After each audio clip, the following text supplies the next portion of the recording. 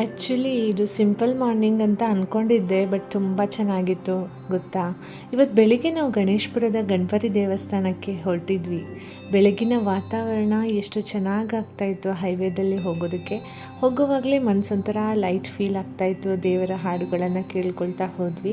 And ದೇವಸ್ಥಾನದ ಒಳಗಡೆ ಕಾಲಿಡಬೇಕಾದ್ರೇ ನಮಗೆ ಕರಿಕೆ ಮತ್ತು ಹೂವಿನ ಅಂಗಡಿ ಎಲ್ಲ ಸಿಕ್ಕಿದ್ರಿಂದ ಎಲ್ಲ ಅಲ್ಲಿ ತಗೊಂಡು ದೇವರಿಗೆ ದರ್ಶನ ಮಾಡಿ ದೇವರಿಗೆ ಅದನ್ನು ಸಮರ್ಪಣೆ ಮಾಡಿಬಿಟ್ಟು ಆಮೇಲೆ ಹೊರಗಡೆ ಬರ್ತಾ ಬರ್ತಾ ನಾನು ಇಲ್ಲಿ ನೋಡಿದೆ, ಎಲ್ಲರೂ ಸ್ವಸ್ತಿಕನ್ನು ಬಿಡಿಸ್ತಾ ಇದ್ದರು, ಆದರೆ ಉಲ್ಟಾ.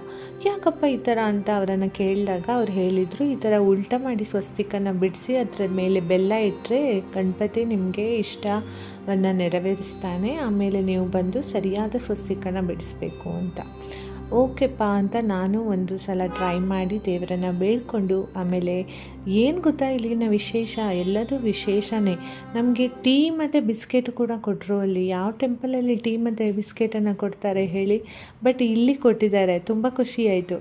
ಆಮೇಲೆ ನಾವು ಅಲ್ಲೇ ಹೊರಗಡೆಯಲ್ಲೇ ಎಲ್ಲ ರೋಡ್ ಸೈಡ್ ಸ್ಟಾಲ್ಸ್ ಮತ್ತು ಶಾಪ್ಗಳನ್ನೆಲ್ಲ ನೋಡ್ಕೊಳ್ತಾ ಸ್ವಲ್ಪ ಸುತ್ತಾಡಿ ಇನ್ನೊಂದು ಕಡೆ ಬಂದ್ವಿ.